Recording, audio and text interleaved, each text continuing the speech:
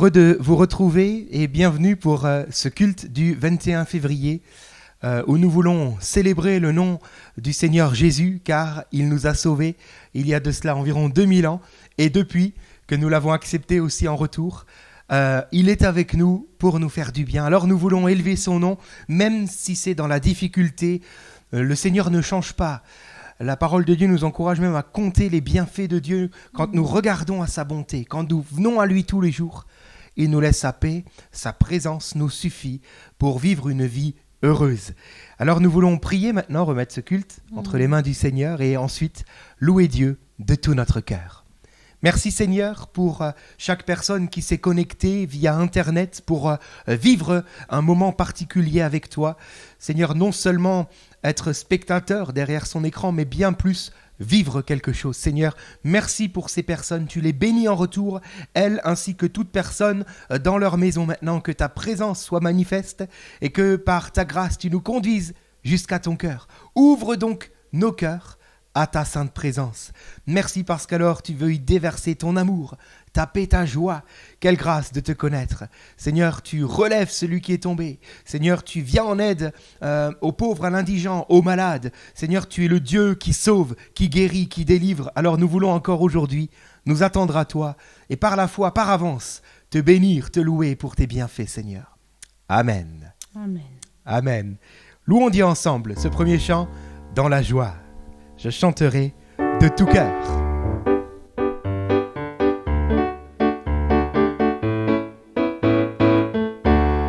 Je chanterai de tout cœur les merveilles de mon Papa Yahweh.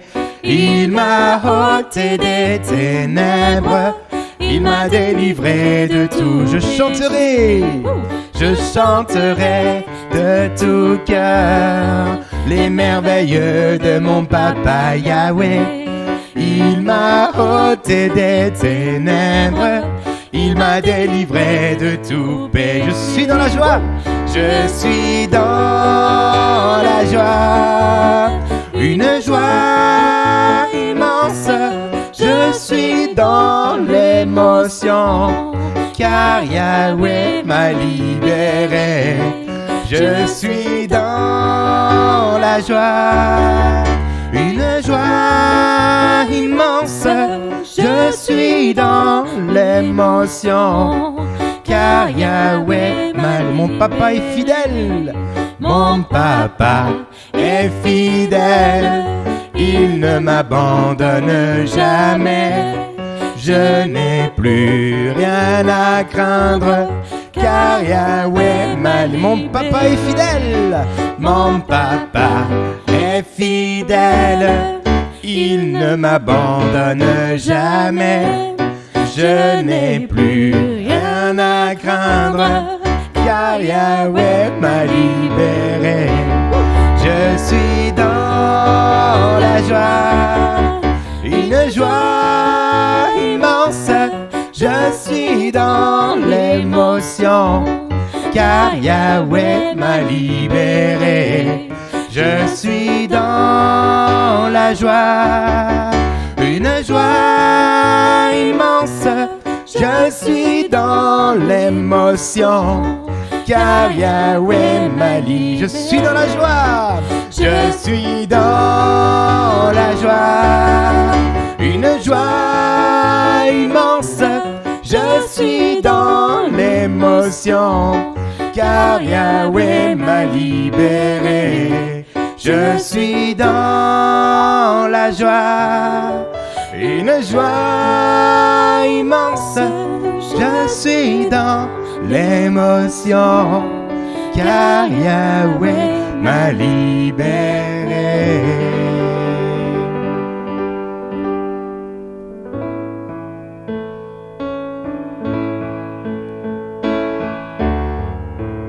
Une joie plus grande lorsque je viens devant la croix et que je contemple tout l'amour de mon Dieu manifesté en Jésus-Christ, mon Sauveur.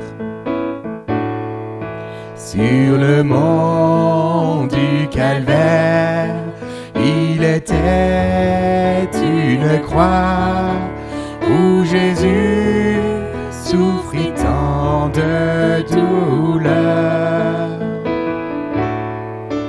Oui, c'est là qu'il mourut sur cet infâme bois pour sauver le plus vil des pécheurs. Cette croix me sera toujours chère. Elle est gloire et victoire pour moi. Et par elle, en la maison du Père, la couronne est offerte à ma foi. M'appuyant avec foi sur la croix de Jésus, sa bannière, je peux la porter jusqu'au jour bienheureux où parmi les élus dans le ciel je pourrai l'exalter. Cette croix me sera toujours chère. Elle est gloire et victoire pour moi. Et par elle, en la maison du Père, la couronne est offerte à ma foi. Cette croix me sera toujours chère. Elle est gloire et victoire pour moi. Et par elle, en la maison du Père, la couronne est offerte à ma foi.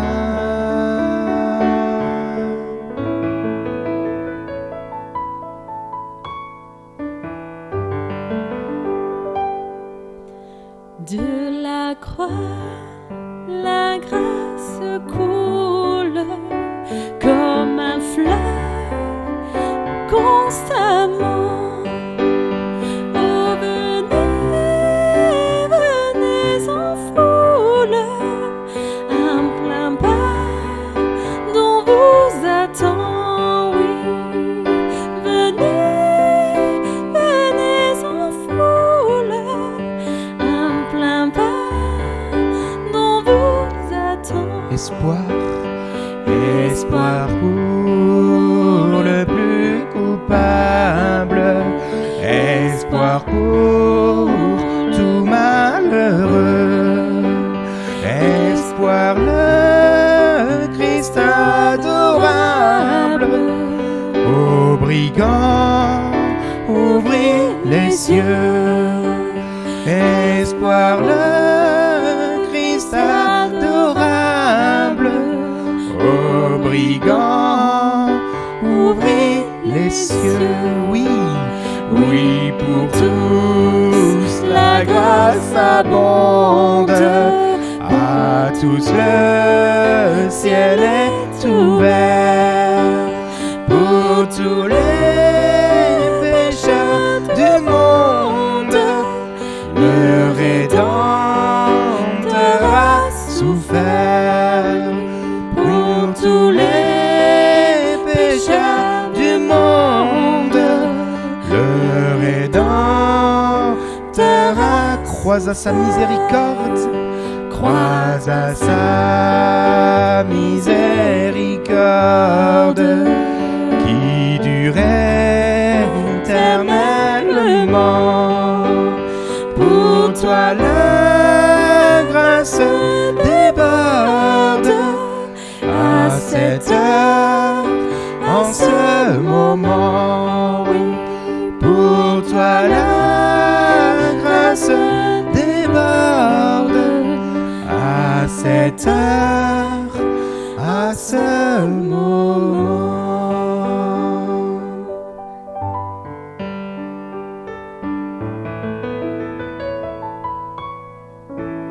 Les cieux proclament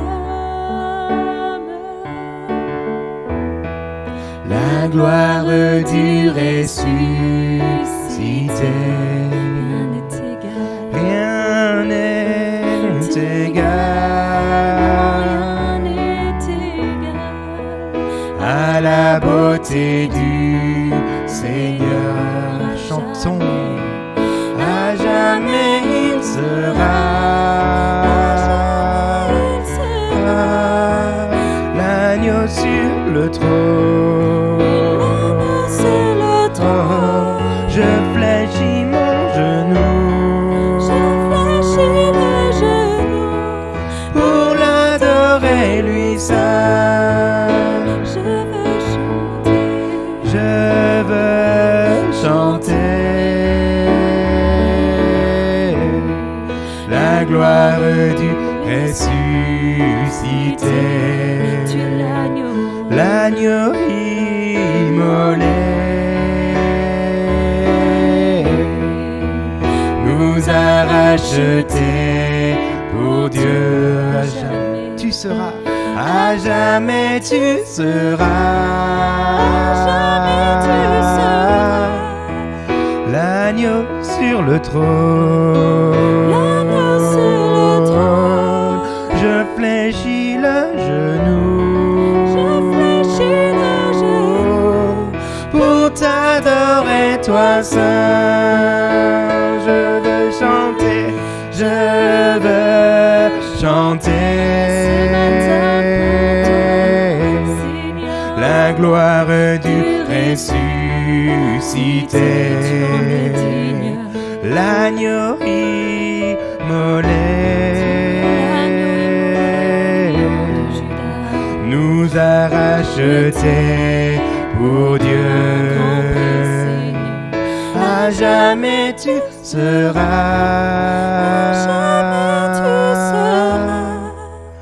l'agneau sur le trône. Jésus, tu es l'agneau sur le trône.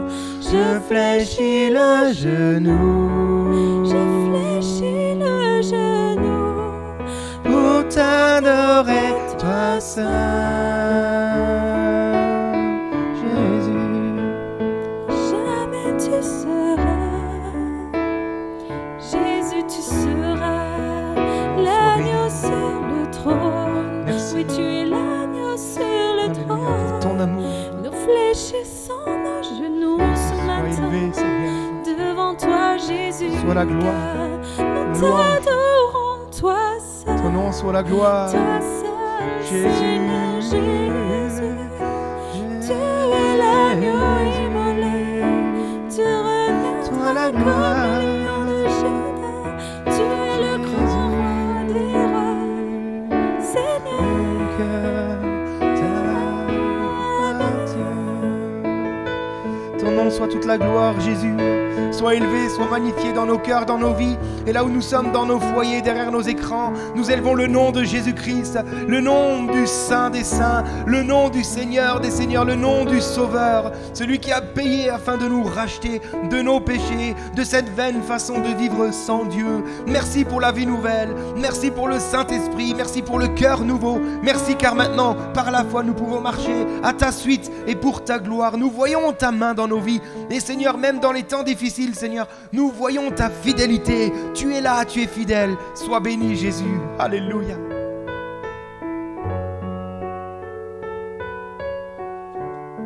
Gloire à Dieu.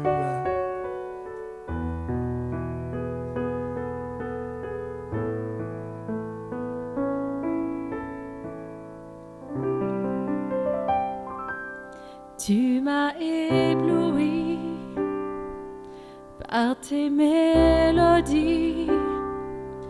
tu m'entoures d'un chant d'amour. Tu m'as délivré de tous mes ennemis. Alors mes peurs s'enfuient. Non plus l'esclave de la peur. Je suis l'enfant de Dieu. Non plus l'esclave de la peur. Je suis l'enfant de Dieu. Avant ma naissance, tu m'avais choisi. Tu connaissais mon nom. Tu m'as fait renaître, tu m'as adopté. Ton sang coule dans mes veines. Non plus l'esclave de la peur. Je suis l'enfant de Dieu. Non plus l'esclave de la peur. Je suis l'enfant de Dieu.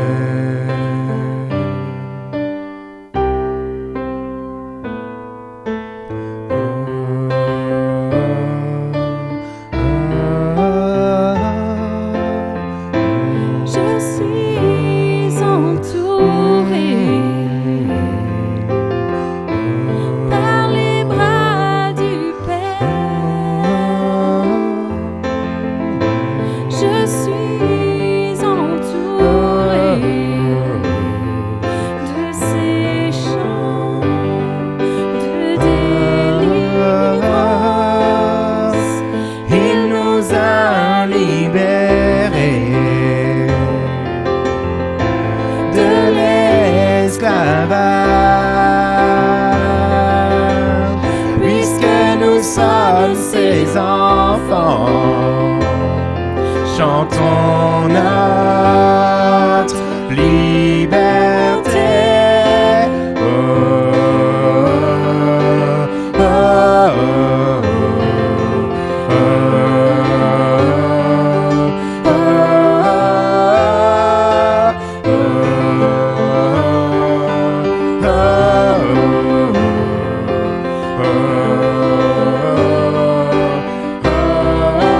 oh, Tu fends la mer pour que je marche au travers. Dans ton amour, tu noies mes peurs. Tu me secours debout, je chanterai. Je suis l'enfant de Dieu. Tu fends la mer. Tu fends la mer pour que je marche au travers. Dans ton amour, tu noies mes peurs. Tu me secours debout, je chanterai. Je suis l'enfant de Dieu. Je suis l'enfant de Dieu. Confesse, je suis l'enfant. Je suis l'enfant de Dieu. Je suis l'enfant de Dieu.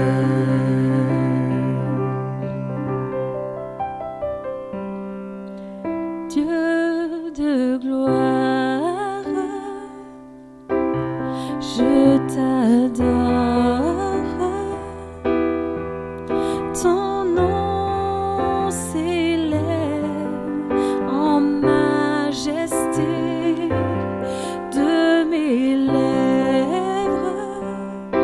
Oui, je célèbre Jésus, ta victoire, ton règne, ton autorité. Digne es-tu, agneau de Dieu.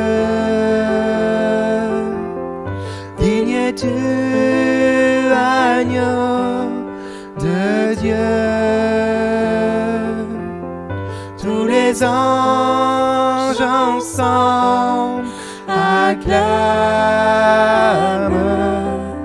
la puissance de ton nom. Digne es-tu, agneau de Dieu. Digne es-tu, agneau de Dieu. L'univers entier proclame la beauté de ton saint nom. Dieu de gloire, Dieu de gloire, je t'adore. Ton nom s'élève en majesté de mes lèvres. Je célèbre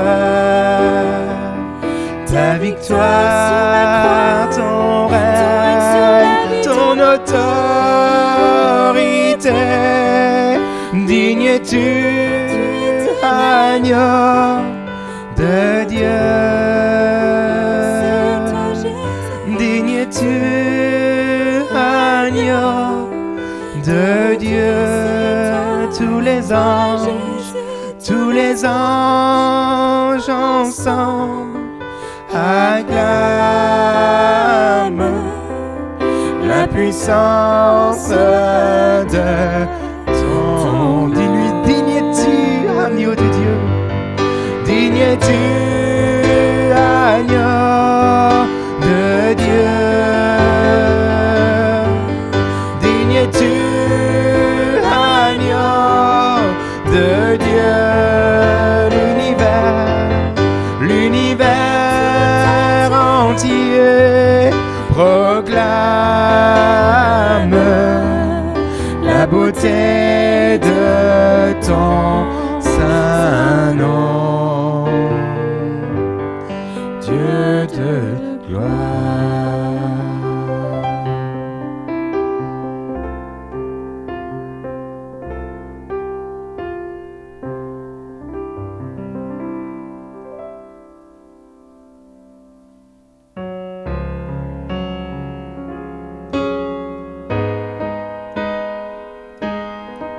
Le Seigneur a payé à la croix et nous louons son nom pour cela, pour un tel amour. Mais s'il a payé, c'est afin de nous racheter de la mort et de l'enfer, pour nous offrir la vie éternelle. Nous sommes destinés à régner avec Dieu dans le royaume du Seigneur. Imaginez-vous ce que ce sera là-haut. Et dès ici-bas, dès aujourd'hui, cette vie éternelle est en nous par le Saint-Esprit. Et le Seigneur nous propose aujourd'hui encore de rentrer par la foi dans cette éternité dès aujourd'hui, dans les projets de Dieu pour nos vies.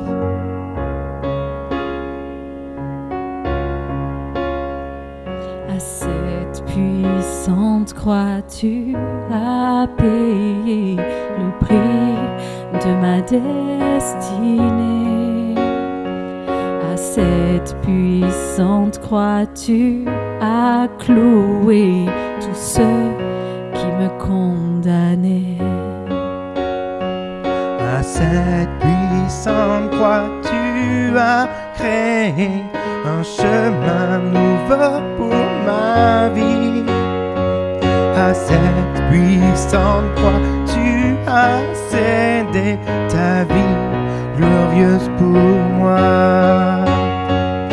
J'entre dans ma destinée, j'entre dans mon héritage. J'entre dans ma destinée, mon héritage.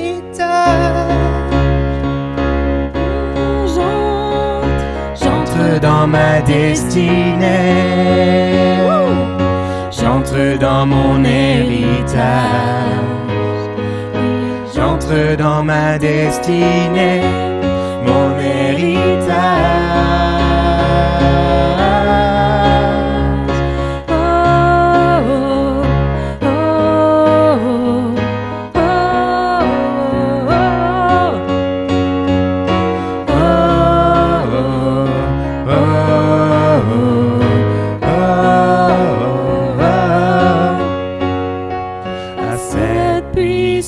croix, tu as payé le prix de ma destinée. À cette puissante croix, tu as cloué tous ceux qui me condamnaient. À cette puissante croix, tu as créé un chemin nouveau pour ma vie. Amen. À cette puissante croix, tu as cédé ta vie glorieuse pour moi. J'entre dans ma destinée. J'entre dans mon héritage. Ce matin, J'entre dans ma destinée, mon héritage. J'entre dans ma destinée. Confesse-le. J'entre dans mon héritage. Contre vents et marées s'il le faut. J'entre dans ma destinée, mon héritage.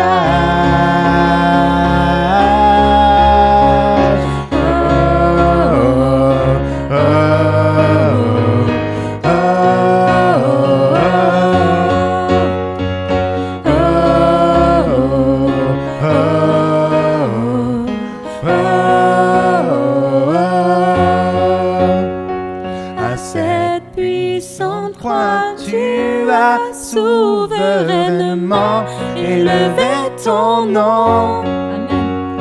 afin que je vive tout ce que tu as accompli pour moi. Encore une fois, tu as souverainement. À cette puissante croix, tu as souverainement élevé ton nom, afin que je vive tout ce que tu as accompli pour moi. J'entre dans ma destinée.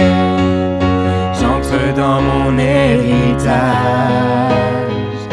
J'entre dans ma destinée, mon héritage. J'entre dans ma destinée. J'entre dans mon héritage. J'entre dans ma destinée, mon héritage. J'entre dans ma destinée ce matin, mon héritage. Ma destinée, Jésus, aller sur tes plans, tes projets que tu as tracés pour nous. Merci Seigneur. Amen. Merci Seigneur pour tes projets. Tu permets à chacun d'y entrer par la foi, parce que tu as payé pour cela. Amen. Donne-nous de ne pas nous arrêter à ce qui frappe nos yeux ou aux difficultés, mais d'accepter d'avancer par la foi dans ce que toi tu as prévu, acceptant s'il le faut peut-être de nous dépouiller, afin d'être libres de marcher en nouveauté de vie. Amen. Amen. Amen. Voilà, gloire à Dieu. Alors, nous allons maintenant laisser la place à la parole de Dieu. Et c'est le frère Cosent de l'église de Vasselonne qui veut nous partager ce que le Seigneur a mis sur son cœur. Puissions-nous être à l'écoute de ce que Dieu veut nous dire. On se retrouve tout à la fin pour les annonces. Soyez bénis. Donc voilà, aujourd'hui c'est moi qui vous apporte la parole et le message que je vais vous apporter aujourd'hui est une forme de continuité un petit peu sur le message de mardi. On avait vu Élie et là on va parler de l'intimidation. On va parler de la timidité, de comment briser ces moments de pression, ces moments d'intimidation dans nos vies. Et avant cela, on va remettre ce moment entre les mains de Dieu. Seigneur, je te remercie, Seigneur, parce que tu nous enseignes, Seigneur. Je te remercie, Seigneur, parce que tu nous parles au travers de ta parole, Seigneur. Et je te prie, Seigneur, ce matin, Seigneur, que ton Saint-Esprit, Seigneur, vienne, Seigneur, dans nos cœurs, Seigneur, pour réussir à comprendre, Seigneur, et à te connaître encore plus, Seigneur, et à comprendre ta parole, Seigneur. Je te prie, Seigneur, de venir maintenant, Seigneur, dans mes mots, dans mes pensées, dans ma parole, Seigneur, pour que tu puisses me remplir de ton Saint-Esprit, Seigneur, et que je puisse, Seigneur, être un canal, Seigneur, pour que tu puisses, Seigneur, apporter ta parole, Seigneur. Que ce soit pas moi qui parle, Seigneur, mais que ce soit vraiment toi, Seigneur, qui puisse communiquer, Seigneur. Au nom de ton Fils Jésus-Christ, Seigneur, enseigne-nous, Seigneur. Amen. Alors voilà, donc aujourd'hui, mon message va se baser sur un livre. Donc voilà, il faut rendre à César ce qui est à César. Voilà, je copyright claim. Donc voilà, pas d'attaque en justice. Qui s'appelle Briser l'intimidation. Donc voilà, j'ai honteusement copié le titre, mais pas le reste, vous inquiétez pas. Et je me suis inspiré de ce livre que je vous conseille, de John Bever, qui est très complet. Et donc non, je ne vous ferai pas une lecture entière du livre aujourd'hui, sinon le message terminerait dans, je ne sais pas, au moins 7-8 heures. Mais voilà, donc c'est basé sur ça. Et ça va se baser sur 2 Timothée 1, 6 et 7, qu'on verra plus tard. Mais en introduction, j'aimerais commencer par 2 choses. En introduction, j'aimerais dire que qu'est-ce que l'intimidation ? La source de l'intimidation, c'est la crainte. C'est la crainte, c'est la peur, c'est la pression qui nous conduit finalement à ne plus être centré et focalisé sur la puissance divine, le sacrifice de Christ, mais sur nos limitations, nous, humaines. Et c'est justement ce que l'ennemi cherche à faire quand il veut nous intimider, c'est nous focaliser. Alors pourquoi est-ce qu'il cherche à faire ça ? C'est parce qu'il sait très bien qu'il n'a pas d'autre option, en fait. Et c'est pour ça qu'aujourd'hui, j'aimerais qu'on se ressente sur l'essentiel, parce que c'est vrai que des fois, lorsqu'on subit de l'intimidation, on va avoir tendance à se focaliser sur les conséquences plutôt que sur la source. Et on va se dire, ah là, là j'ai ça à faire, punaise, ça, je suis limité là-dedans, ça, je ne sais pas faire, ça, j'ai pas cette capacité. Et on se focalise sur les conséquences. Et pour donner un peu une image, c'est comme si on avait l'image d'une maison qui avait des fuites dans le toit.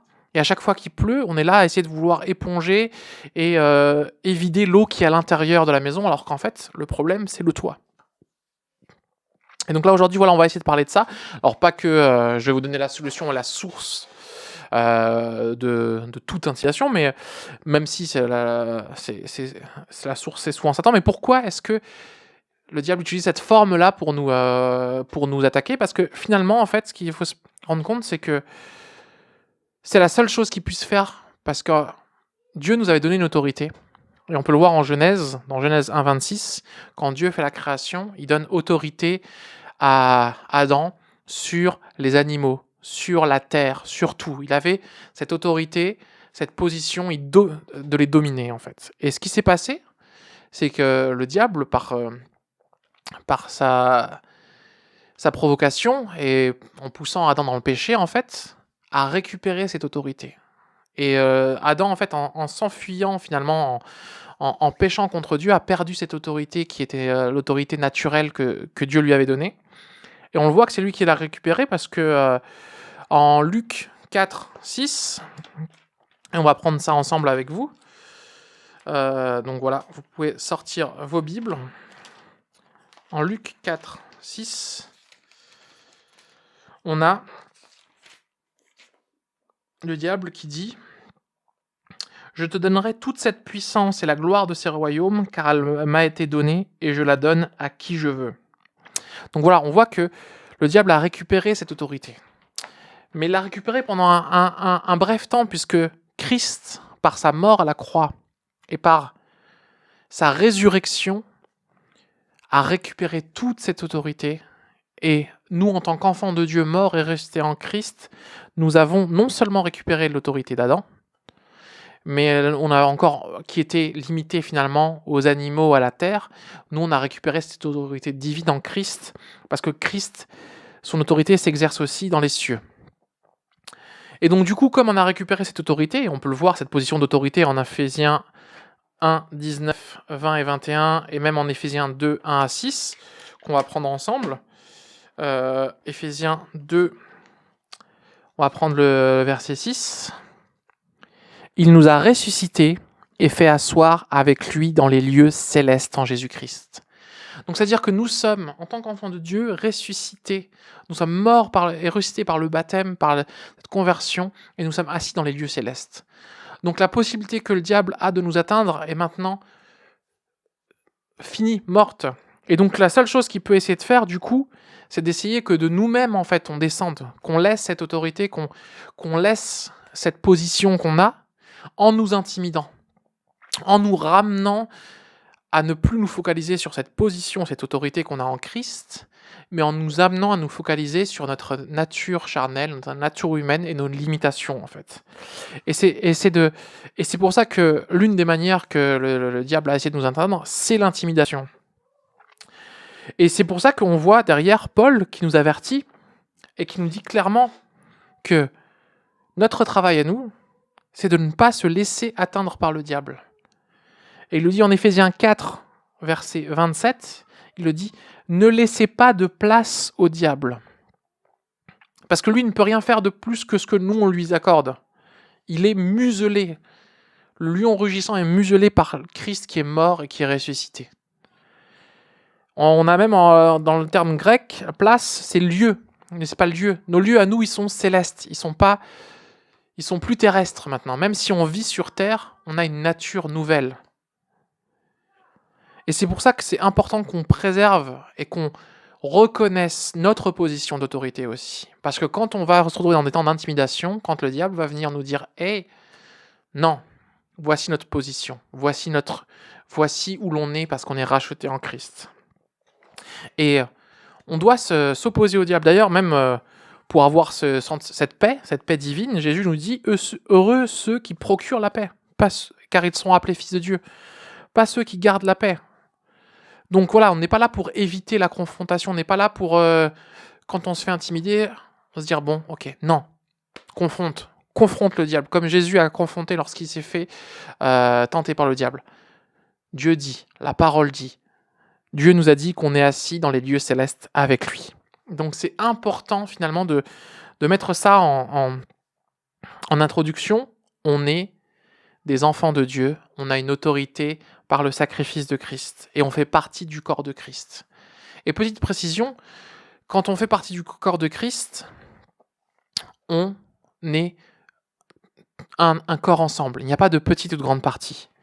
Même les pieds du corps de Christ, même les gens qui sont voilà, le talon du corps de Christ, on va dire, oh oui, mais moi il y en a qui sont la tête, moi je suis les mains, même les talons du corps de Christ, comme on est dans les cieux, on est au-dessus du diable. Et même, on peut le voir d'ailleurs en Luc 19, où je vous ai donné le pouvoir de marcher sur les puissances ennemies. Marcher, donc même le talon, il est au-dessus. Donc c'est important de connaître notre position en Christ, parce que ce que va faire finalement l'intimidation, c'est essayer de nous paralyser. Essayer finalement de ne pas mettre en marche, en œuvre nos dons. Alors oui, nous avons tous des dons. Oui, je vous vois là, tous. Que ce soit le plus grand, le plus petit, le pasteur, on a tous des dons. C'est marqué dans la Bible, en Romains 11, 19, les dons gratuits et l'appel de Dieu sont irrévocables. Et ça, le diable, il sait qu'il ne peut pas agir sur ça. On a en 1 Pierre 4, 10, puisque chacun a reçu un don. Donc on a reçu le don. Qu'est-ce qu'il faut faire ? On le voit dans la suite de Pierre, mettez-le au service des autres en bon intendant de la grâce si diverse de Dieu.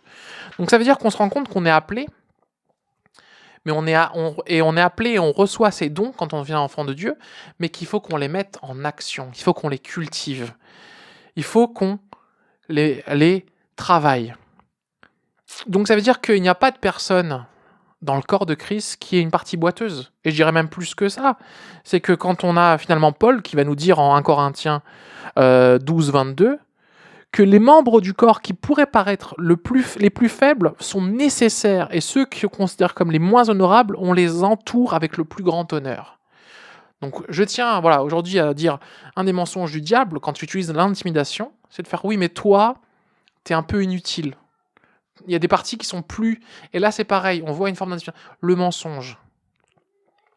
Pourquoi ? Parce que le diable, en fait, ce dont il a peur, c'est l'œuvre conjointe de tous les dons du corps du Christ qui s'unissent, qui se mettent ensemble, qui se mettent en action pour le règne de Dieu. Et comme il sait qu'il ne peut pas nous attaquer, nous, sur notre nature maintenant, qui est nature d'enfant de Dieu, il essaye de faire en sorte que nos dons, on ne les utilise pas. Que notre don... Parce qu'on le voit, en fait, dans ce passage-là, le don, en fait, que nous dit Pierre en 1,4,10, « Mettez-le au service des autres en bon intendant de la grâce si diverse de Dieu. » Donc, on va reprendre un peu ce passage. On voit déjà que tout le monde a un don. On voit que le don ne nous appartient pas. Nous sommes des intendants. Donc, on reçoit ce don, et c'est pas notre don et voilà, on le mérite. Non, non. Nous sommes des intendants. Il nous est là. Et du coup, ce don, c'est quoi? Il fait partie de la grâce si diverse de Dieu. Et en tant qu'intendant de ces dieux, on doit l'utiliser. Parce que si on ne l'utilise pas, ce Dieu, si on ne le travaille pas, ben en fait, ce don va s'atrophier. C'est comme un muscle là. Et vous pouvez le voir, hein, je veux dire, voilà, quand on fait plus de sport, quand on fait plus de sport depuis un certain nombre de temps, je ne préciserai pas le nombre de jours, de mois ou d'années, ce serait indécent, mais voilà, vous voyez que les muscles, ils s'atrophient. Pour ceux qui m'ont déjà vu des fois faire la louange et m'essouffler, vous avez à peu près l'image en tête, je pense. Et du coup, c'est important d'avoir ce don qui est en action. Et c'est ce que cherche à faire l'intimidation, c'est faire en sorte que, ok, tu as ce don. Ok, de toute façon, ça, je peux rien y faire. Je peux pas empêcher que tu aies ce don. Je ne peux pas empêcher que tu aies cette nature. Mais si on peut faire en sorte que tu l'uses pas. Donc ça nous montre quoi? Déjà que le don, c'est pas quelque chose qui est comme ça. C'est pas quelque chose qu'on a et puis il se met en marche tout seul. C'est quelque chose qu'on doit pratiquer, qu'on doit entretenir, comme on entretient un feu, comme on entretient une braise. Et on va le voir juste après. La dernière chose qu'on peut voir sur ce passage, c'est le mot varier. Le mot varier. On a chacun des dons différents. Et on a besoin des dons de chacun pour pouvoir avancer. Et donc maintenant, on en arrive aux deux versets qui sont les versets clés sur lesquels je vais commencer le message. Alors on se dit, au bout d'un quart d'heure, il commence enfin le message. Ne vous inquiétez pas, je vais essayer d'aller assez vite. 2 Timothée 1,6 et 2 Timothée 1,7. Le premier passage, c'est ce pourquoi je parlais de notre position et de nos dons, c'est Paul qui va dire à Timothée, qui était intimidé par les membres de sa congrégation, de son église, du corps de Christ, qui lui remettait en cause sa jeunesse ou peut-être d'autres choses, Paul va lui dire « C'est pourquoi je t'exhorte à ranimer la flamme du don de Dieu que tu as reçu par l'imposition des mains. » Donc déjà, pour commencer, ce qu'il faut se rendre compte, c'est que quand on dit Timothée, t'es jeune, le mot utilisé pour donner l'âge de Timothée à ce moment-là, que Paul utilise dans ce chapitre, peut être utilisé jusqu'à un homme qui a jusqu'à 40 ans. Le terme grec. Si on a au-dessus de 40 ans, on utilise un autre terme. Donc il est jeune, mais c'est pas non plus un enfant, ce n'est pas un adolescent, c'est quelqu'un qui peut avoir 30, 35 ans, même 38 ans. Donc voilà, c'était quand même un homme, mais il n'était pas, on va dire, dans la force de l'âge, si je peux dire ça pour pas... C'était pas un jeune de plus de 40 ans. Si. Et du coup ici, pareil, le mot grec pour ranimer, le don, c'est le mot anasopoureo, qui signifie rallumer et qui signifie réenflammer. Comme je l'ai dit avant, le don, c'est quelque chose du coup qui peut s'éteindre, qui peut se mettre en sommeil. Il ne marche pas de manière automatique. C'est pas parce qu'on a des dons qu'on a un appel. C'est aussi ça. Le don, c'est une sorte d'appel en fonction de nos dons. Ce don doit être ranimé, entretenu, mis en activité pour le corps de Christ, pour les autres. Et finalement, c'est en ça que l'intimidation va jouer. C'est que le but de l'intimidation, c'est bloquer nos dons, bloquer notre marche, nous paralyser. Et on va le voir juste après dans la définition de l'intimidation. Et on arrive ensuite, du coup, la réponse à comment enlever nos dons de son sommeil, comment comment renflammer, réanimer ces dons. En fait, on l'a au chapitre 7. Car ce n'est pas un esprit de timidité que Dieu nous a donné, mais un esprit de force, un esprit d'amour et de sagesse. Donc là, on va maintenant décortiquer un peu ce passage-là, et on va diviser ça. Premièrement, on voit ici un esprit de timidité. Le mot grec ici pour timidité, c'est deilia. Ça implique La timidité, oui, mais la lâcheté, la peur, la crainte, je suis là, voilà. Notre don donc peut demeurer en sommeil parce qu'on est intimidé, parce qu'on est dans la timidité, parce qu'on est dans la lâcheté, dans l'intimidation. Et du coup, maintenant, on va prendre cette première partie, la timidité, l'intimidation. Intimidé, voilà. Quand on est intimidé, qu'est-ce que ça signifie ? Quelqu'un de timide, c'est quelqu'un qui a été intimidé. Intimidé dans le Larousse, on a la définition du Larousse qui nous dit inspirer de la crainte. Donc quand on intimide quelqu'un, on lui inspire de la crainte. On cherche à faire naître la crainte en lui. Faire perdre son assurance. Faire perdre son autorité, sa place. Faire perdre des notions qu'il sait déjà. Remplir de gêne. Remplir de timidité. Et l'intimidation, c'est quoi du coup dans le Larousse ? C'est l'action d'intimider. C'est une sorte de menace, de pression qu'on reçoit. Donc, comme je disais jusqu'à maintenant, l'objectif de l'intimidation, et c'est pour ça qu'on a parlé des dons et de notre statut et de notre autorité en Christ, c'est de nous empêcher d'agir, de nous faire sentir inférieurs, de nous contraindre, de bloquer notre champ d'action. Parce qu'une fois que l'on est intimidé, une fois que celui qui nous intimide a réussi son travail, on n'est plus dans la volonté de Dieu, mais on est dans la volonté de l'intimidateur. Puisque comme il a réussi à nous bloquer, finalement, il a réussi à atteindre ce qu'il voulait.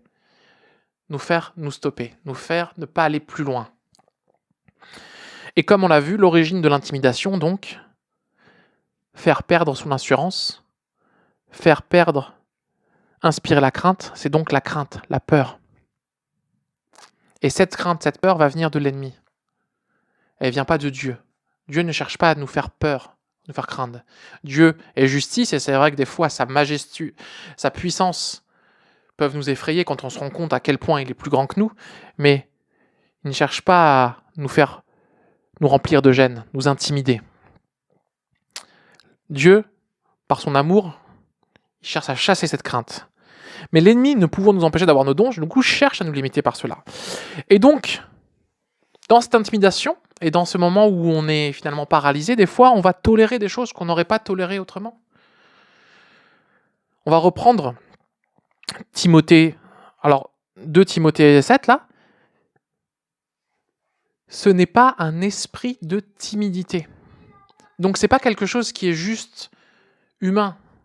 Le mot esprit dans ce passage, c'est le mot pneuma, qui est aussi utilisé dans le terme pour le Saint-Esprit, qui est aussi utilisé pour l'esprit d'un homme, ou l'esprit d'un démon. Nous voyons donc dans ce passage que la timidité, l'intimidation, c'est quelque chose de spirituel. Et donc, du coup, on ne peut pas combattre ça avec notre intelligence. On ne peut pas combattre ça avec notre pensée ou avec 12 manières de vaincre la peur. Non, c'est pas quelque chose de rationnel. C'est pas quelque chose qui va venir et dire « Alors moi, je veux ne plus être intimidé, donc je ne suis plus intimidé. » Non, il y a un esprit, c'est spirituel. C'est un combat spirituel. Et on le voit d'ailleurs quand Paul nous dit dans 2 Corinthiens 10... chapitre 10, versets 3 à 5, « Si nous marchons dans la chair, nous ne combattons pas selon la chair, car les armes avec lesquelles nous combattons ne sont pas charnelles, mais elles sont puissantes par la vertu de Dieu pour renverser des forteresses. Nous renversons les raisonnements et toute hauteur qui s'élève contre la connaissance de Dieu, et nous amenons toute pensée captive à l'obéissance de Christ. » Voilà, on voit ici, donc les armes avec lesquelles nous combattons ne sont pas charnelles. Donc la réponse à la timidité, vu que ce n'est pas quelque chose d'humain, ce n'est pas quelque chose qui est juste normal, c'est quelque chose qui est un combat spirituel, on va la voir. Et du coup, c'est quoi la réponse à cette timidité, à cette intimidation, cet esprit de timidité ? On l'a juste à la suite du verset, c'est un esprit de force, d'amour et de sagesse. Donc on pourrait dire un esprit de force, un esprit d'amour et un esprit de sagesse. Alors pourquoi le mot esprit est important ici ? Parce que ce n'est pas la force humaine, la force charnelle. Ce n'est pas la force, ce n'est pas l'amour humain, ce n'est pas la sagesse humaine. Et ça, on va le voir dans la suite et on va décomposer ces 3 petits passages. Je vais commencer avec vous par la première chose qui est la force. La force, c'est pas la force physique, c'est pas la force de l'entêtement, c'est pas sorte d'audace où j'ai peur de rien. Non, c'est de l'audace divine, car on se base sur un esprit de force. Et l'esprit derrière cette force, c'est Dieu. Cette force ne vient pas de nous. Et on va prendre l'exemple de David dans Psaume, qui nous dit dans Psaume 27, verset 1, « L'Éternel est la force de ma vie. De qui aurais-je peur ?» Donc on voit bien qu'il déclare d'abord la source de sa force, c'est Dieu. La source de sa force, c'est Dieu. Et sachant que du coup, finalement, rien ni personne n'est au-dessus de Dieu, qu'il est au-dessus de tout, que c'est lui le plus fort de tous, bah, il peut déclarer sans crainte derrière, juste après, de qui aurais-je peur ? Je ne crains personne, c'est-à-dire quelque part, en fait. Et c'est ça, là, l'esprit de force qu'on doit avoir. L'esprit de force, c'est, je sais que ma force, ce n'est pas la mienne qui est limitée, c'est celle de Dieu. Et on peut le voir que pour David, ce ne sont pas juste des mots, c'est des actions. Et on va le voir dans cet exemple où, il est contre David, contre Goliath, où par 3 fois, on essaye de l'intimider. Par 3 fois, on essaye de la rabaisser à son « Attends, pas la force de Dieu, regarde ta force à toi. » Regarde, on essaie de le paralyser, de l'empêcher de rentrer dans sa promesse, qui était la promesse de devenir un jour le roi d'Israël. Et donc du coup, on voit dans Samuel, quand tout Israël est intimidé par ce géant Goliath, en Samuel 17, 11, que Saül et tout Israël entendit ces paroles du Philistin, et ils furent terrifiés et saisis d'une grande crainte. Et David lui dit, d'une grande crainte. Donc voilà, là, ils sont terrifiés, ils sont intimidés, ils sont paralysés, ils ne peuvent pas. Il y a un seul homme, ils sont toute une armée, boum, ils sont paralysés. Mais qu'est-ce que dit David ? Lui qui arrive. Lui, il arrive en 1 Samuel 17, 26. « Qui est donc ce Philistin, cet incirconcis, pour lancer un défi aux troupes du Dieu vivant ?» Et là, c'est important. Qu'est-ce que dit ? Déjà, il remet en place ce Philistin, et il le remet en place pas par rapport aux forces d'Israël, pas par rapport aux troupes, il dit par rapport à ce troupe de 30 000, 40 000, 100 000 hommes, ou par rapport à ces guerriers aguerris, non, par rapport aux troupes du Dieu vivant. Donc, il replace le débat, il replace la force sur Dieu. Il n'énumère pas la force des hommes, c'est les troupes du Dieu vivant. Sa référence, son champ d'action, c'est la force de Dieu. Et il arrive ensuite, première intimidation, son grand frère qui arrive. Son grand frère qui arrive et qui n'attaque pas sur les troupes, qui essaie d'attaquer sur son caractère ou sur des faiblesses qu'il pourrait avoir. Il parle de son insolence, il essaie de lui dire qu'en fait ce qu'il dit c'est de l'insolence, il essaie de dire que c'est de la malice, parce qu'en fait il a une pensée cachée derrière, en fait son but c'est de réussir à voir le combat. Il essaie de donner à David des pensées, humaines, des traits de caractère que David n'a pas en fait. Et c'est comme ça que des fois en fait on va se faire intimider. On va se faire accuser de certaines choses, par certains traits de caractère, de choses, ou nous dire « Ouais, mais est-ce que tu penses comme ça ?» des insinuations. Et là, le piège pourrait être de dire « Je vais rentrer et confronter chacun de ces points. » Et on se fatigue, et on s'épuise. On est comme, voilà, on essaye de vider l'eau dans la maison. Non. La réponse, David, il rentre pas là-dedans. Il reste focalisé sur Dieu. Et on peut le voir d'ailleurs, Jésus, c'est pareil. Jésus, quand on a cet exemple de Jésus qui se fait accuser, on l'accuse d'être un pécheur parce qu'il guérit pendant le sabbat, on l'accuse d'être un traître, on l'accuse de plein de choses. Et il ne rentre pas, il ne répond pas, il ne rentre pas dans ces accusations-là. David aussi ne le laisse pas intimider. Ensuite, il arrive devant Saül, devant le roi d'Israël, qui essaie encore de le décourager, lui explique... Mais là, pareil, il ne se laisse pas intimider. Alors, il ne se laisse pas intimider alors qu'il est devant quand même le roi d'Israël. Parce que là, c'est vrai que nous, on lit l'histoire, on fait bon, bah oui. Sauf que, imaginez-vous demain, on vous amène devant le président de la République, bam, l'Élysée, les grandes salles immenses, la garde nationale, le président qui est là et vous dit, bon, moi je pense que c'est un peu tendu là. Là, d'un point de vue humain, on est d'accord qu'il y a une forme d'intimidation. Mais là, ce qui a marché, ce qui fait que David peut, même devant le roi Saül, garder cette autorité, cette force, c'est parce qu'il se base sur Dieu. Il revient, il ressort, Dieu me donnera la force, c'est Dieu qui combattra. Toujours Dieu. C'est-à-dire qu'il se place plus haut, il place son autorité, celle de Christ, celle de Dieu, qui est au-dessus de toutes les autres autorités. Et du coup, c'est pour ça que même l'armure, cette autorité qui serait une autorité humaine, cette protection qui serait la protection de Saül, en fait, il n'en veut pas. C'est la protection de Dieu qu'il cherche.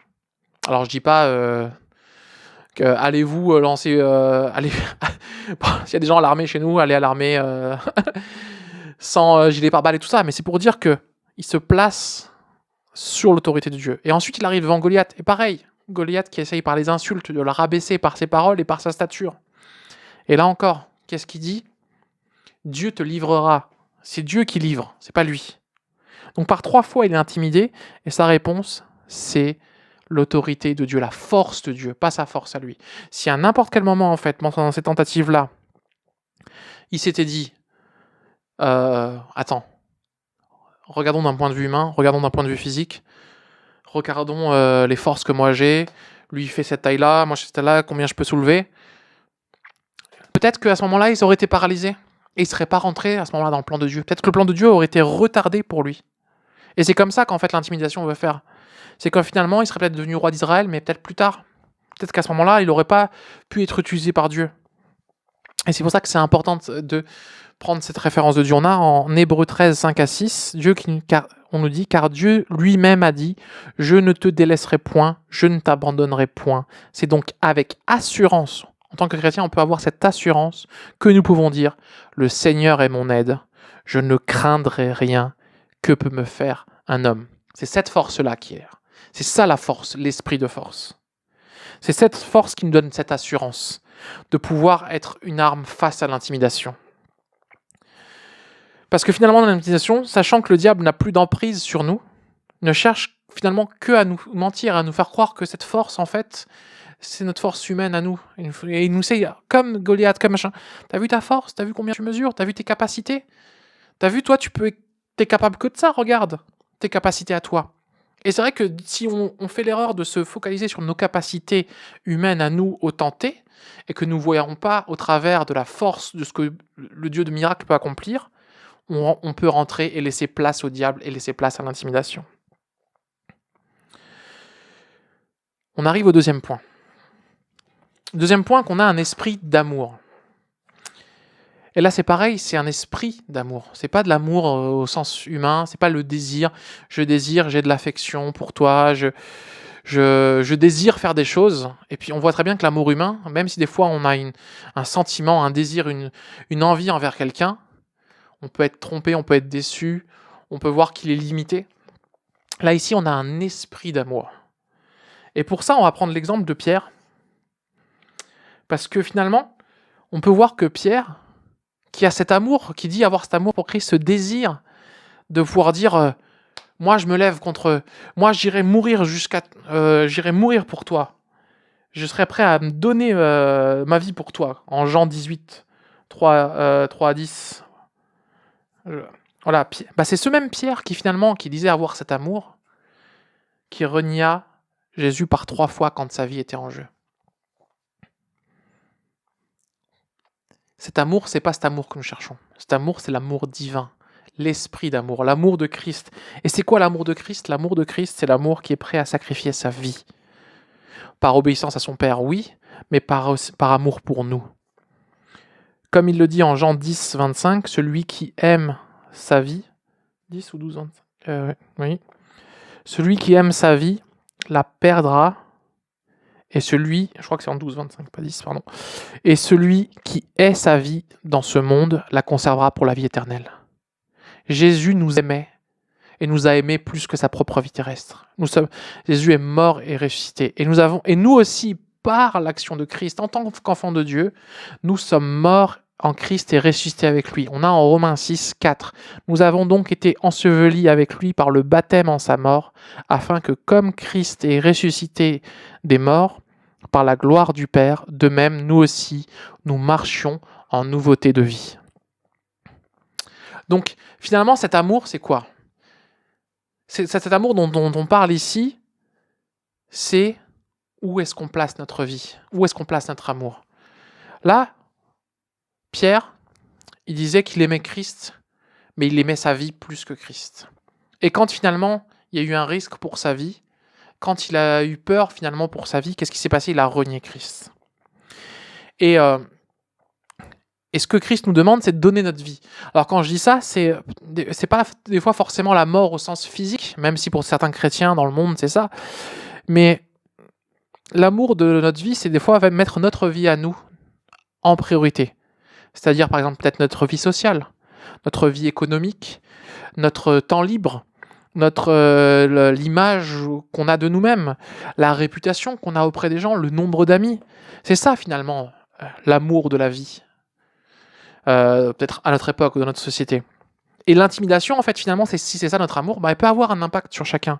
Parce que du coup, il peut agir sur « ouais, mais si tu fais ça, ta réputation, elle va diminuer. Ouais, mais si tu fais ça, socialement, tu vas basculer. Ouais, mais si tu fais ça, économiquement. » Et du coup, en fait, on nous bloque, en fait. Et c'est cette crainte de perdre notre vie humaine qui laisse la place à l'intimidation. Et donc, l'esprit d'amour qui vient de Dieu, il bannit la crainte. Comme on l'a vu en 1 Jean 4, 18, la crainte n'est pas dans l'amour, mais l'amour parfait bannit la crainte, car la crainte suppose un châtiment, et celui qui craint n'est pas parfait dans l'amour. Et si on sait qu'on est mort en Christ et ressuscité en lui, c'est que finalement, en fait, notre vie appartient à Christ. Toutes ces choses-là ne peuvent pas nous toucher. Et c'est cet amour, cet esprit d'amour que Christ a mis en nous, qui fait que l'intimidation ne peut pas nous atteindre. Donc, les causes de l'intimidation, ça peut être l'amour de soi, l'amour au sens humain. Quand nous sommes, à nouveau, on revient à ce terme, centrés sur nous-mêmes, centrés sur l'aspect charnel des choses. La peur d'être jugé, la peur d'être rejeté, la peur de dire « Ah, si tu fais ça, attention ». C'est un peu comme si vous voyez des fois des nouveaux croyants, eux, nous, en tant que des fois, certains croyants qui le sont depuis longtemps, des fois, on est là, quand on va commencer à aborder quelqu'un, on est là, alors Seigneur, est-ce qu'il faut que je parle à cette personne ? Est-ce que c'est le moment de lui parler, de moi trouver le bon moment, ouvre les portes ? Et des fois, certains jeunes baptisés sont là, ils sont « Eh, salut, je peux te parler de Dieu ?» Et cette simplicité, des fois, alors c'est vrai que des fois, où on a finalement, j'ai rien à perdre, je n'ai rien à perdre.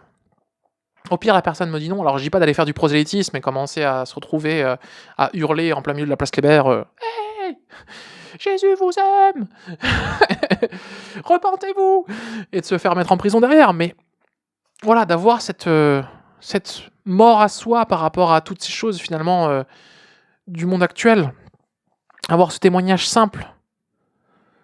Jean 15, 13 nous dit « Il n'y a pas de plus grand amour que donner sa vie pour ses amis. » Et donner sa vie, c'est aussi ça, donner de son temps, donner de son énergie, donner de son argent, donner de sa pensée, donner de son confort de vie. Voilà, aujourd'hui, j'avais l'après-midi libre, j'avais envie de me mettre devant la télé. Et ben, je mets en pause mon confort et je vais venir aider une sœur en Christ ou un frère en Christ. J'ai une réputation, machin, j'ai ça... et ben en fait, c'est pas grave. Je n'ai pas honte de Christ. Je n'ai pas honte de tout ça en fait. L'amour, c'est ce côté, voilà, on regarde pas à sa propre vie, à ce qu'on pourrait perdre, mais on regarde à Dieu. Et quand on a cet esprit d'amour-là qui nous remplit, en fait, c'est cet amour, cet esprit d'amour qui nous remplit et qui fait qu'on n'a peur de rien, que Dieu peut agir dans notre vie. C'est aimer Dieu finalement plus que sa propre vie. C'est ça qui peut vaincre l'intimidation. C'est cet amour qui vient du sacrifice de Jésus, qui nous sert d'exemple. En Éphésiens 3, 17, on a « En sorte que Christ habite dans vos cœurs par la foi, afin qu'étant enraciné et fondé dans l'amour. » Et c'est cet amour, en fait, qui va ensuite arriver en Pierre. On voit que Pierre, au début, n'a pas encore cet amour parfait, cet amour. Et d'ailleurs, on le voit dans Jean 21, quand Jésus, qui demande à Pierre, après être ressuscité, « Pierre, m'aimes-tu » Les deux premières fois, l'amour, le terme que Jésus emploie, c'est le mot qui est agapéo. Et agapéo, c'est de l'amour agapé, l'amour parfait, l'amour complet. C'est un amour un peu divin. Et à chaque fois, Pierre lui répond par le mot amour, mais c'est le sens philéo, l'amour fraternel, l'amour affection. Et du coup, en fait, Pierre ne comprend pas en fait à ce moment-là, parce qu'il est encore en incapacité de comprendre cet amour sacrificiel, cet amour parfait. Et donc la troisième fois, ce que fait Jésus, c'est Jésus se met au niveau de Pierre. Et lui dit « Pierre, m'aimes-tu ? Me philéo-tu » Et là, Pierre lui répond, parce que c'est la troisième fois, parce qu'il ne comprend pas, mais tu sais que je te philéo, tu sais que j'ai de l'affection pour toi. Et ce même Pierre, on verra ensuite que Jésus va le fortifier, alors va le renforcer, et qu'avec le Saint-Esprit, l'amour, l'esprit d'amour qui va le remplir, va aller se retrouver devant des tribunaux, devant des gens, à proclamer l'amour de Christ, à proclamer la parole de Christ en n'ayant plus peur de sa vie, en n'ayant plus peur de rien, en ne reniant plus. Il se retrouve même à un moment devant un endroit où il aurait pu jouer sa vie, à ce moment-là, où il dit, dans Actes 4, 17, « Est-il juste de vous obéir plutôt qu'à Dieu ?» Alors que là, sa vie en dépendait, il va même jusqu'à mourir, jusqu'à être crucifié par amour pour Dieu. C'est cet amour-là, cet amour qui n'a plus peur, cet amour parfait qui bannit la crainte. Cet esprit d'amour-là qui nous permet de vaincre l'intimidation. L'amour parfait bannit la crainte en 1 Jean 14, 18. Et donc on a l'esprit de force, l'esprit d'amour, et maintenant, je vous promets, j'arrive à la fin, c'est bientôt la fin, l'esprit de sagesse. Et cet esprit de sagesse-là, on va le voir sous 3 petits aspects de la sagesse. On a le premier aspect de la sagesse qui va être dans Proverbes.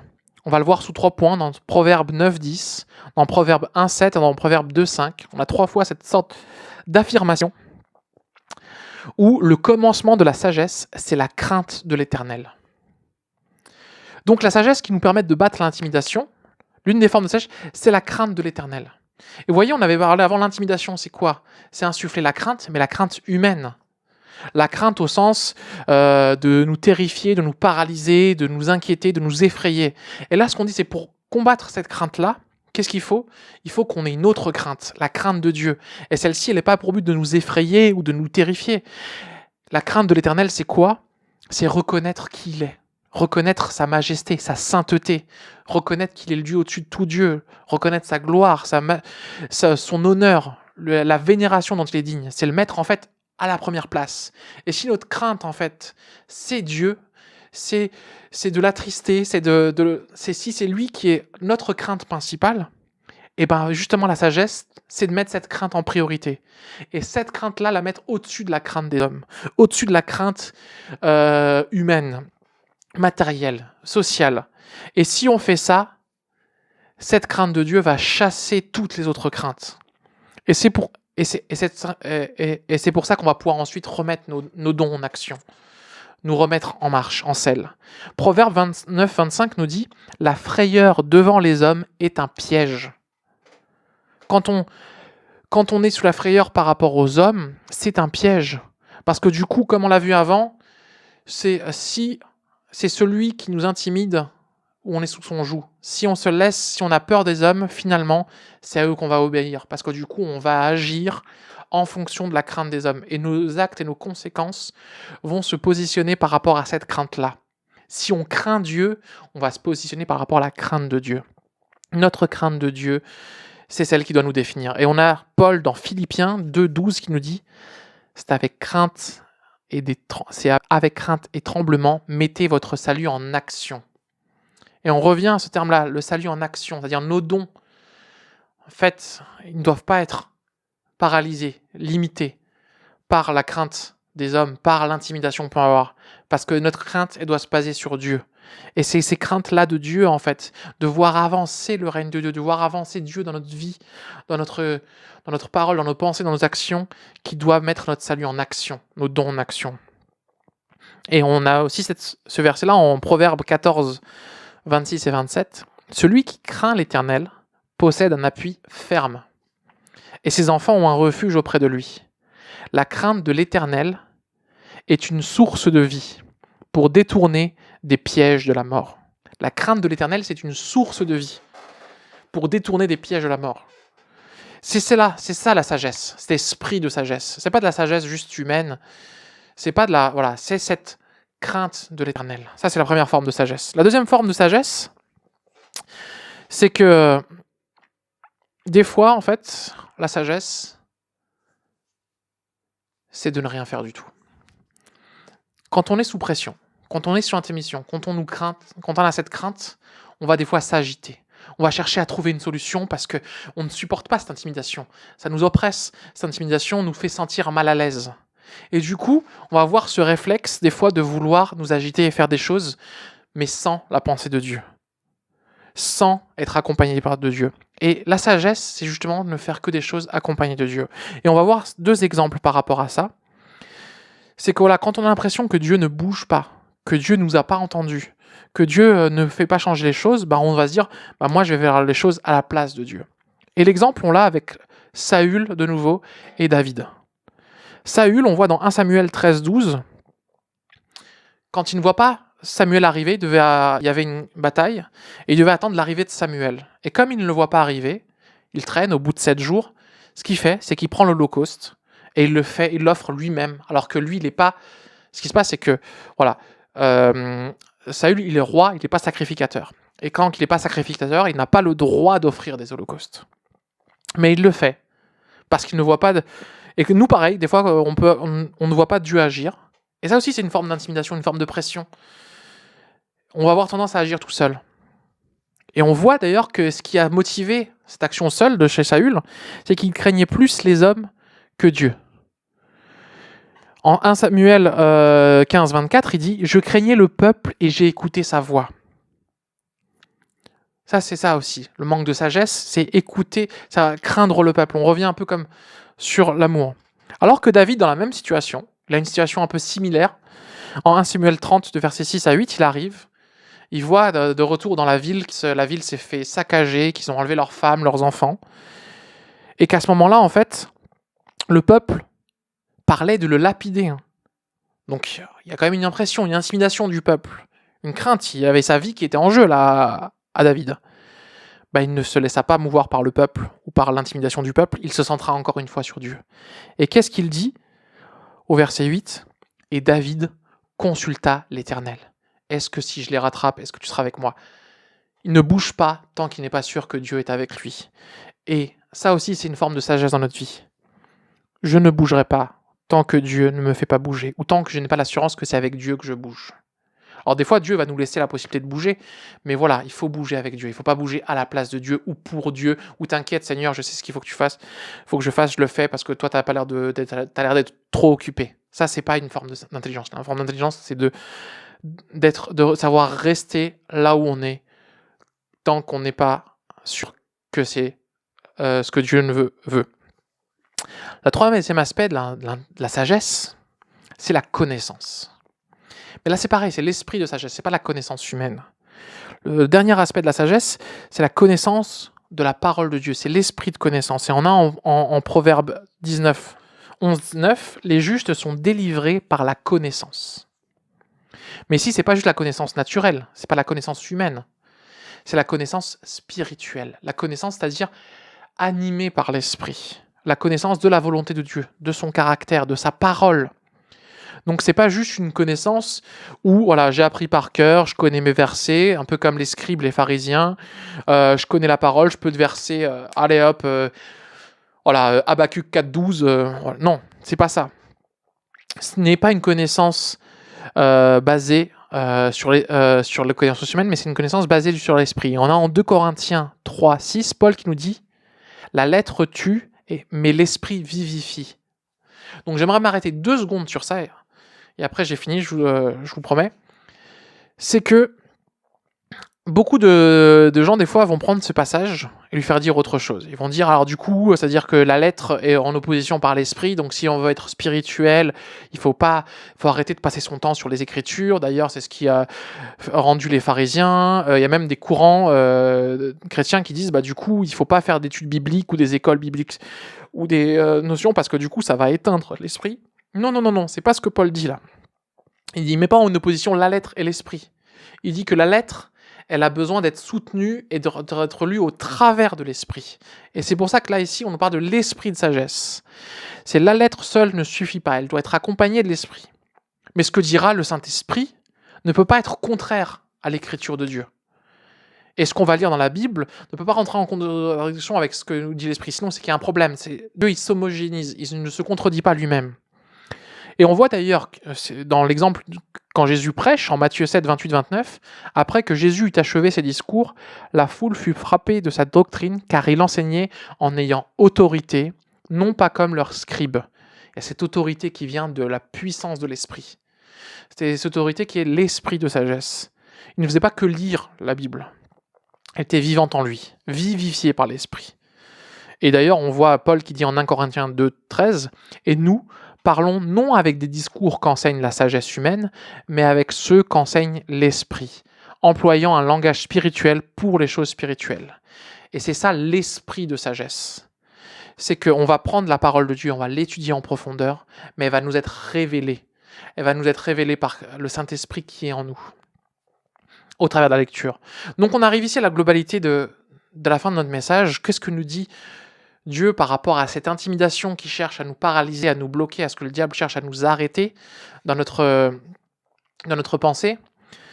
Il nous dit que pour combattre l'intimidation, pour combattre finalement cette arme, cette fausse arme finalement qui se base juste à nous ramener à notre condition humaine, qui se base à nous mentir, à essayer de nous faire peur, nous faire craindre, la réponse que nous devons avoir, c'est l'esprit de force, sachant qu'en Dieu, Dieu est au-dessus de tout et que c'est sa force qui nous anime.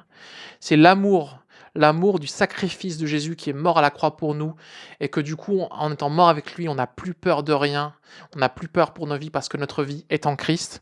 Et c'est la sagesse, l'esprit de sagesse divine qui nous remplit et qui nous permet de connaître la parole de Dieu et sa volonté et qui nous permet de connaître la crainte de Dieu et de la mettre au-dessus de tout le reste. Et c'est en combinant ces trois choses que l'intimidation, que la pression, qu'à chaque fois qu'on va se retrouver dans des situations où le diable va essayer de nous refocaliser sur nous, de nous intimider, de nous faire rentrer dans la crainte, on va pouvoir utiliser ces trois choses-là ensemble, conjointes, pour rentrer dans nos dons, pour rentrer dans notre appel, pour rentrer dans le corps de Christ et continuer à mettre ce don, à le muscler, à le faire avancer et continuer à notre marche envers Christ en ne se faisant pas finalement fatigué par ces choses-là où on chercherait de lutter à chaque fois sur nos manquements, mais en nous focalisant, comme dit Paul, je cours vers le but en ne m'attardant pas sur ce qui sont moi mes manquements d'un point de vue humain.